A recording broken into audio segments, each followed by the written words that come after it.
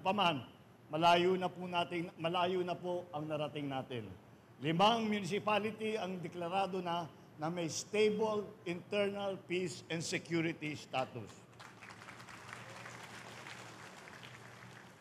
Nagpatupad tayo ng 186 na community support program at tinulungan ang 63 dating rebelde na sumuka at nagbagong buhay na. Ang mga pagsisikap na ito ay ginagawa po natin upang mahikayat pa ang mga ibang rebelde na magbalik loob na at maging produktibong bahagi ng ating lipunan. Kaya ang hiling ko sa inyo na suportahan ang mga hakbang na ito upang masiguro natin na mag-ugat ang kapayapaan at kaunlaran dito sa Samar.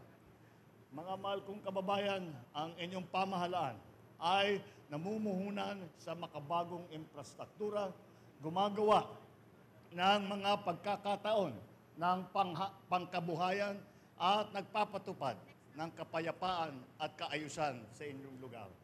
Ang lahat na ito ay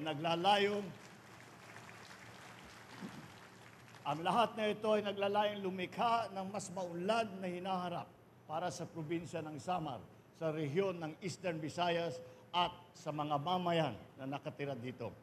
Sa atin naman, mga magsasaka at mangingisda, kayo ang buhay ng lalawigan na ito, ang ating buong bansa. Ang inyong kasipagan at katatagan ang nagbibigay ng inspirasyon sa aming lahat. Nandito kami upang tulungan kayong umunlad na sa binubuo nating isang bagong Pilipinas. Sama-sama natin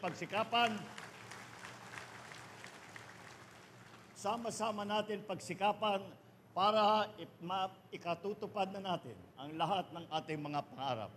Mabuhay ang ating mga magsasaka, manguhay ang ating mga mangingisda, mabuhay ang pamilyang Pilipino sa bagong Pilipinas. Salamat. Maraming salamat po.